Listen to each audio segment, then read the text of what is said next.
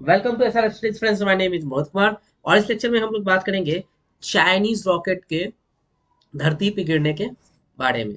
तो हुआ क्या है दोस्तों कि सबसे पहले हम लोग जानते हैं कि चाइना कहाँ है। चाइना हमारे बहुत ही चाइना हमारा पड़ोसी है, बहुत ही घटिया पड़ोसी है। और इन्होंने एक अपना एक स्पेस स्टेशन बनाने का प्लान लॉन्च किया है। ठीक है। तो जैसे कि आपको पता है, इंटरनेशनल स्पेस स्टेशन है जिसमें कि यूएस, यूके, रसिया जैसे कई सारे कंट्रीज के कोलैबोरेशन से बना है। और दुनिया का सबसे महंगा प्लान है। ठीक है, सबसे महंगा कोई चीज़ बनाया गया है तो वो इंटरनेशनल स्पेस स्टेशन है।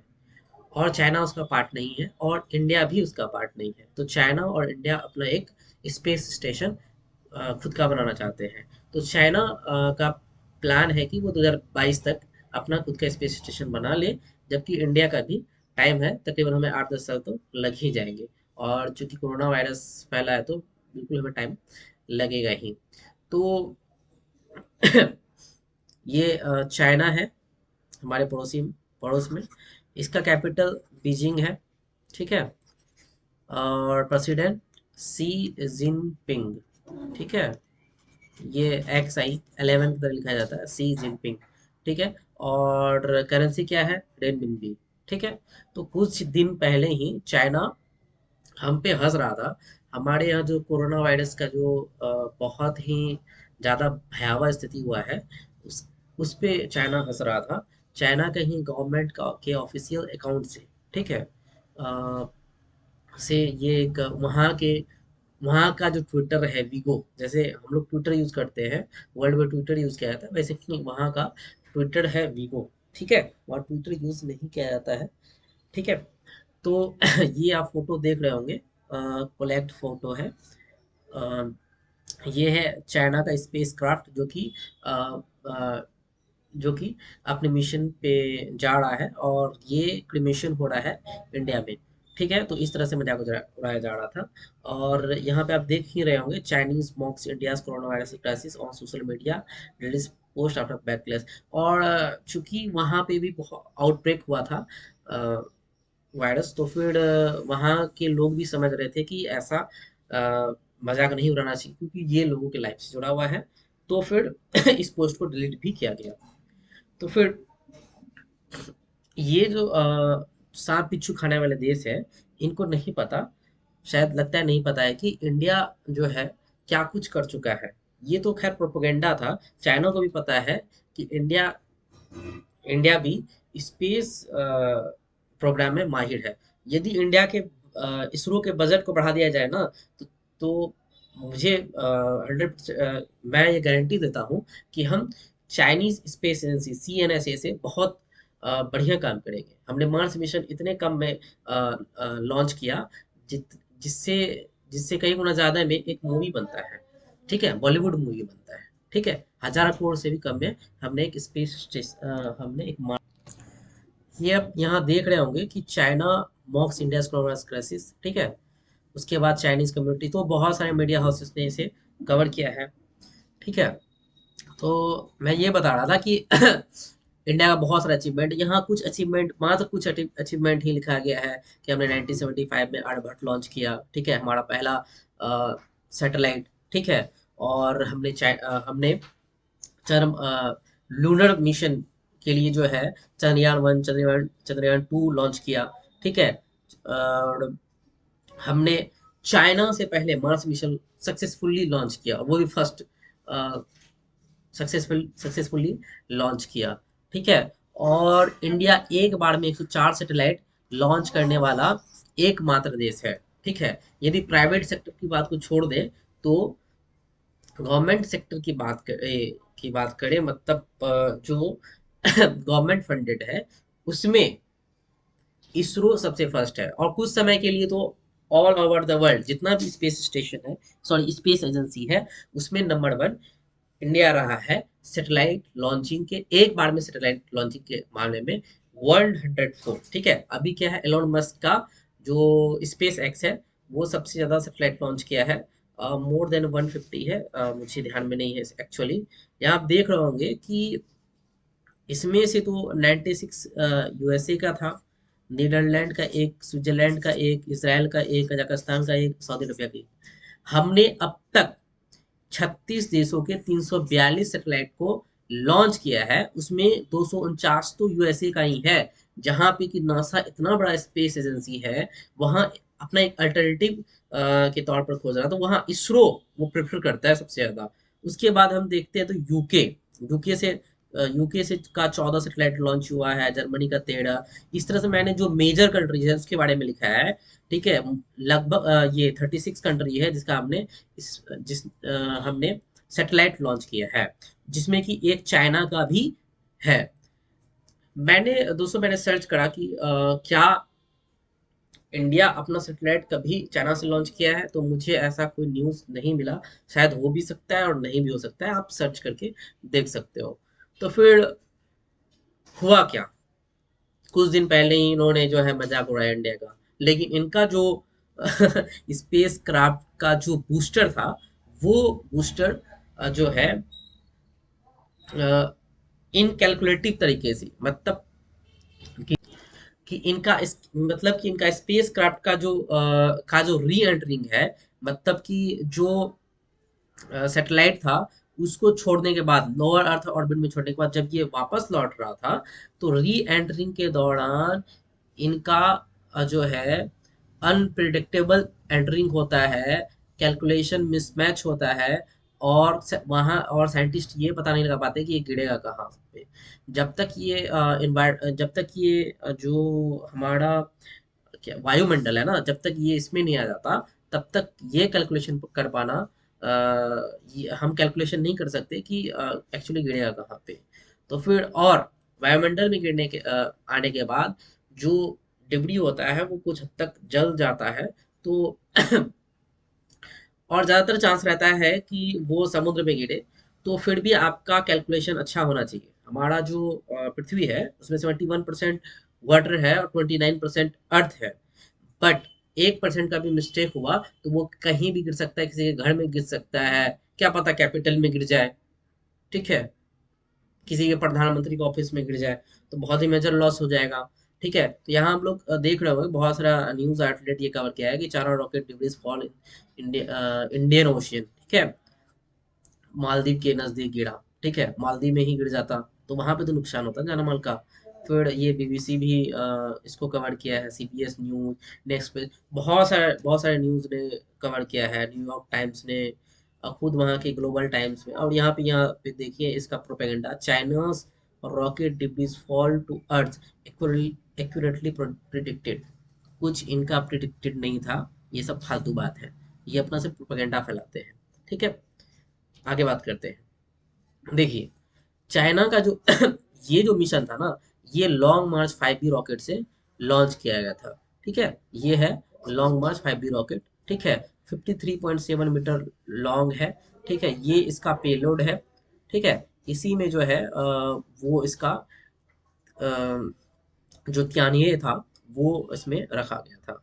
ठीक है, ये कोर एरिया है, ये है बूस्टर। यही ये जो है कुछ दूर, ये बूस्टर जो है क्या करता है वो आगे मैं बताऊंगा। ये कुछ दूर जाने के बाद ये वापस लौट जाता है, और यही यही जो है अ, यही जो है मिस मिस कैलकुलेटिव हो गया था, इनप्रिडिक्टेबल हो गया था कि ये गिरेगा कहाँ पे। ठीक है, तो आगे बात करते हैं। चाइना का ये जो अ, सबसे पहले समझते हैं कि ये मिशन कैसे कंप्लीट होता। तो ये इस मिशन को कंप्लीट करने में तकरीबन 10 स्पेस फ्लाइट का जरूरत था, जिससे कि अलग अलग पार्ट्स को भेजा जाता। ये इसका जो है स्पेस मिशन का, ये जो सॉरी स्पेस स्टेशन का पूरा मॉडल है। ठीक है, ये जो है, ये और ये इनका साइंस लैब है। ये जो है तिहाने, जिसको इसी को लोअर अर्थ ऑर्बिट में ले जाया जा रहा था यान में, ये जो है कोड मॉडल है किसका, लिविंग एरिया। ठीक है, ये लिविंग एरिया है। ये जो है, ये क्या है, ये रोबोटिक कार्गो शिप है। ठीक है, ये रोबोटिक कार्गो शिप है। और ये सांजू, ये क्रू कैप्सूल है, ठीक है। ये आगे जो है यही क्रू कैप्सूल है, और ये जो ये है सोलर पैनल जो कि एनर्जी देगा, ठीक है। ये है आईएसएस यानी इंटरनेशनल स्पेस स्टेशन, ठीक है। ये 109 मीटर लंबा है, ठीक है। ये कंपैरिजन आप देख सकते हो, ठीक है। ऐसे तो चाइना का सबसे बड़ा जो ये है रॉकेट है, ये लॉन्ग मार्च 9 है, जिसका वर्ल्ड में पोजीशन 6th है, ठीक है। 6th पोजीशन है लॉन्ग मार्च 9 का, लेकिन इन्होंने लॉन्च किया लॉन्ग मार्च 5B से, ठीक है। अब होता क्या है कि ये जो बूस्टर है, इसका गलत री एंट्रिंग की वजह से ये अनप्रिडिक्टेबल हो जाता है कि ये गिरेगा कहाँ पे, ठीक है। सबसे पहले समझते हैं कि रॉकेट साइंस काम कैसे करता है। तो इसके ऊपर सबसे पहले लगा होता है नोज, इसको नोज बोलते हैं। ये क्या करता है, ये जो एयर की वजह से स्लोइंग होता है, इसको कम करता है, ठीक है, इसको प्रिवेंट करता है। उसके बाद होता है फिन्स, ये है फिन्स, ठीक है, ठीक है। अलग अलग एयरक्राफ्ट में उसमें फिन्स अलग तरह से होते हैं, लेकिन पोजीशन लगभग यही होता है, ठीक है। ये था फिन्स। उसके बाद होता है प्रोपेलेंट सिस्टम, ठीक है। ये जो एग्जॉस्ट पोर्ट देख रहे हैं ना यहाँ पे, यही इसी को बोलते हैं प्रोपेलेंट सिस्टम, ठीक है। और ये ऑक्सीडाइजर, ये फ्यूल और केमिकल फ्यूल, इसमें फ्यूल होता है और ऑक्सीडाइजर होता है, जो एक दूसरे के साथ बर्न होता है, और ये ग्राउंड में थ्रस्ट उत्पन्न करता है, ठीक है। उस थ्रस्ट के वजह से उस थ्रस्ट के वजह से ये जो थ्रस्ट होता है, तो इसकी वजह से Newton's third law of motion होता है। इसमें Newton's third law of motion क्या कहता है कि जितना एक्शन इक्वल्स टू रिएक्शन, ठीक है। तो जितना आप फोर्स लगाओगे डाउनवर्ड, उतना फोर्स जाएगा अपवर्ड, ठीक है। और ग्रेविटी की वजह से ड्रैग होता है, ये थ्रस्ट और ड्रैग का ही खेल है, ठीक है। जिसकी वजह से हमारा रॉकेट जो है स्पेस में फ्लाई करता है, ठीक है। इसमें बेसिक साइंस काम करता है, न्यूटन्स लॉ ऑफ मोशन, ठीक है। First law of motion, second law of motion, third law of motion. तो फर्स्ट लॉ ऑफ मोशन क्या है? तो फर्स्ट लॉ ऑफ मोशन क्या कहता है? फर्स्ट लॉ ऑफ मोशन ये कहता है कि कोई भी जो ऑब्जेक्ट है वो रेस्ट में रहेगा, या फिर वो एक स्ट्रेट लाइन में मूव करेगा, जब तक उनमें कोई अनबैलेंस्ड फोर्स लगाया ना जाए, ठीक है। सेकेंड लॉ ऑफ मोशन क्या कहता है? सेकेंड लॉ ऑफ मोशन कहता है कि किसी भी वस्तु में लगा फोर्स जो है, उस ऑब्जेक्ट में एक्सलरेशन के बराबर होता है, ठीक है। अब ये मान लिया जाए एम एक ऑब्जेक्ट है, एम मास का एक ऑब्जेक्ट है। तो इसमें जो फोर्स है ना, इसमें जितना एक्सलरेशन होगा उतना ही जो है फोर्स होगा, ठीक है। F equals to M a, ठीक है, मास इनटू एक्सलरेशन, ठीक है। और एक्सलरेशन क्या होता है?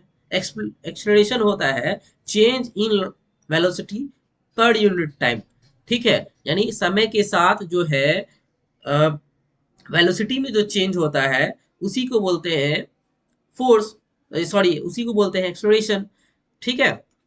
यही कहलाता है एक्सलरेशन, ठीक है। तो ये ओवरऑल पर यूनिट टाइम में स्पीड में चेंज का जो स्पीड में जो चेंज होता है, या फिर आप कह सकते हैं rate of change in velocity, ठीक है, के बराबर होता है। थर्ड लॉ ऑफ मोशन क्या कहता है? थर्ड लॉ ऑफ मोशन कहता है there is an equal and opposite reaction, ठीक है, for every action there is an equal and opposite reaction, ठीक है। और यही तीनों लॉ रॉकेट साइंस में काम करता है। अब फर्स्ट लॉ कैसे यूज होता है, देखते हैं इसको। फर्स्ट लॉ ऑफ मोशन में क्या था? फर्स्ट लॉ ऑफ मोशन में क्या लिखा हुआ था कि object as at rest will stay at rest, ठीक है। तो मतलब कोई भी जो है ऑब्जेक्ट वो रेस्ट के पोजीशन में, तो वो रेस्ट में रहेगा, और स्ट्रेट लाइन में ट्रेवल कर रहा है तो वो स्ट्रेट लाइन में ही ट्रेवल करेगा, जब तक कोई उस पर अनबैलेंस्ड फोर्स लगाया ना जाए। तो फिर रॉकेट साइंस में इसका उपयोग कैसे होता है, ये देखते हैं। ठीक है। ये जो रॉकेट है ये जैसा का तैसा रखा रहेगा, ठीक है। इससे यहाँ एक अटैच रहता है, ठीक है, तो कुछ रहता है, ठीक है। तो फिर यहाँ पे ये अपनी अवस्था में रहेगा जब तक इस पे कोई अनबैलेंस फोर्स लगाया ना जाए। तो अनबैलेंस फोर्स यहाँ से हम लोग जो है यहाँ से थ्रस्ट होगा, एक फोर्स लगेगा, ठीक है, जिसकी वजह से ये क्या करेगा, ये फ्लाई करेगा, ठीक है। A rocket will stay on the launch pad until a force blast is off open in once in space. A rocket will continue to move unless retrojects sorry are fired to slow rocket down. ठीक है। Second law क्या कहता है? Second law ये कहता है कि second law ये सेकेंड लॉ क्या था कि F equals to M a mass into acceleration. तो मास तो जो रॉकेट का वेट है वो इसका मास है, ठीक है। ये जो रॉकेट है इसका जो मास है ना, यही क्या है, यही ये, ठीक है। The main force acting on rocket in flight weight of the rocket, ठीक है। और सॉरी, ठीक है, मास इंटू एक्सेलरेशन होता है। तो जो रॉकेट का मास है वही उसका मास होगा, ठीक है। और जो एक्सेलरेशन होगा वो एक्सेलरेशन होगा किसकी वजह से, थ्रस्ट की वजह से। ये क्या था, ये था एकदम भैया बैठा हुआ आराम से, आराम से ये यहाँ पे खड़ा था। अब क्या हुआ कि इस पे एक थ्रस्ट दिया गया तो उसकी वजह से ये क्या करेगा, ये ऊपर जाएगा, ठीक है। तो यही कहा गया है, ठीक है। अब जो है इसमें भी क्या होता है, इसमें जो आगे है वो उतना इम्पोर्टेंट नहीं है, लेकिन फिर भी आप जान लीजिए कि जो रॉकेट जो बर्न होता है, जब यहाँ पे बर्निंग होता है क्या होता है, फ्यूल खर्च होता है। तो जो फ्यूल खर्च होता है ना उसकी वजह से उसके वजह से इसमें जो है मास क्या होता है, इसका कम होता है, ठीक है। तो यही बात लिखा हुआ है, at any time the sum of these forces is equal to the current mass of the rocket time to the current acceleration, ठीक है। दैट इज, ये क्या है, current acceleration of the rocket और F equals to M A. The reason we say why current mass is because a rocket burned it of its fuel, the mass of the rocket will decrease, ठीक है। तो mass of the rocket क्या होता है, decrease होता है। Third law कैसे apply होता है, there is every action there is equal and opposite reaction, ठीक है। the a rocket can lift off from a launch pad only it expels gas। तो ये जो गैस यहाँ एक्सपेल करता है ना, जब आप लॉन्च होते हुए देखेंगे तो वहां बहुत ज्यादा गैस एक्सपेल होता है, निकलता है, एग्जॉस्ट होता है, जिसकी वजह से नीचे से भी जो है उतना ही फोर्स लगता है। The rocket pushes against the gas and the gas in turn pushes against the rocket. Thrust is the force that causes the rocket to lift, ठीक है। थ्रस्ट क्या होता है, थ्रस्ट ही रीजन है जिसकी वजह से रॉकेट उड़ता है, फ्लाई होता है in space. Rocket engine are usually called reaction engine, ठीक है। स्पेस में जो है, ठीक है, स्पेस साइंस आप जब पढ़ोगे एरोस्पेस, तो उसमें जो है रॉकेट को रिएक्शन इंजन कहा जाता है, because the law of reaction causes the spacecraft to move in a direction opposite to the direction of engine thrust plume which is expanding, ठीक है। यहाँ एक्सपेंड होता है expanding gas coming from the back of the rocket, ठीक है, यह लिखा गया है। तो बात करते हैं, वो था रॉकेट साइंस, ठीक है। आप गवर्नमेंट एग्जाम का तैयारी कर रहे हैं तो उतना जरूरी नहीं है, बस थोड़ा सा रॉकेट साइंस बताया गया। अब ये जो रॉकेट जो है चाइना का लॉन्ग मार्च 5B का जो ये था, ये वाला पार्ट बूस्टर, ये अनप्रडिक्टेबल तरह से गिरा, जिसके और ये कहीं भी गिर सकता था। आप यहाँ देखेंगे कि ऐसे होते हुए मेडिटेरियन सी को क्रॉस करते हुए, ठीक है, सऊदी अरबिया से होते हुए ये इंडियन ओशियन में मालदीव के बहुत ही नजदीक गया, और ये इंडिया से 72.47 लॉन्गिट्यूड में और 2.65 लैटिट्यूड में गिरा है, ठीक है। इसको आप बड़े मैप में देख सकते हैं कि ये इंडिया है, और इंडिया से यहाँ पे एक आल्की पैलगो है कुछ दूर में, कुछ दूर में मतलब 5-10 किलोमीटर में नहीं, अच्छा खासा दूरी है। तो पता नहीं कितना दूर में है, लेकिन ये इंडियन ओशियन में ही है। ठीक है। तो मालदीव है, तो मालदीव के ही नजदीक में ये गिरा है। अब ये यहाँ पे गिर जाता ना किसी के घर पे, तो जान माल का क्षति होता। तो ये है कि ये बहुत ही इररिस्पॉन्सिबल बिहेवियर है, ऐसा यूएसए ने भी कहा। ठीक है। दुनिया के कई देश डरे हुए थे। ये जो है जापान में भी गिर सकता था। जापान के प्राइम मिनिस्टर ने यूएसए से बात भी की, ठीक है, कि यदि हम पे गिरा तो क्या आप इसको शूट डाउन कर सकोगे। तो एक्चुअली यूएसए के पास ऐसा यूएसए के पास वो टेक्नोलॉजी उपलब्ध है कि वो उसको शूट डाउन भी कर सकता था, लेकिन यूएसए बोला कि नहीं, हम शूट डाउन नहीं करेंगे, क्योंकि यदि हम शूट डाउन करते हैं तो ये यूएसए पे भी गिर सकता है। ठीक है। तो ये ऐसा था ना, ये कहीं भी गिर सकता था। तो बहुत ही घटिया देश, बहुत ही रिस्पॉन्सिबल देश है चाइना, और इसकी इकोनॉमी बड़ी हो रही है, $14 ट्रिलियन प्लस है। ठीक है। कुछ सालों में 2028 या 2030 तक शायद यूएसए को क्रॉस कर ले। तो वर्ल्ड को यूनाइट होने की जरूरत है, चाइना के अगेंस्ट काम करने का जरूरत है हमें। ठीक है। तो घर पे रहिए, सुरक्षित रहिए, और प्लीज लाइक शेयर सब्सक्राइब कर दीजिए। बहुत ही मेहनत लगता है वीडियो बनाने में। और थैंक यू, थैंक यू।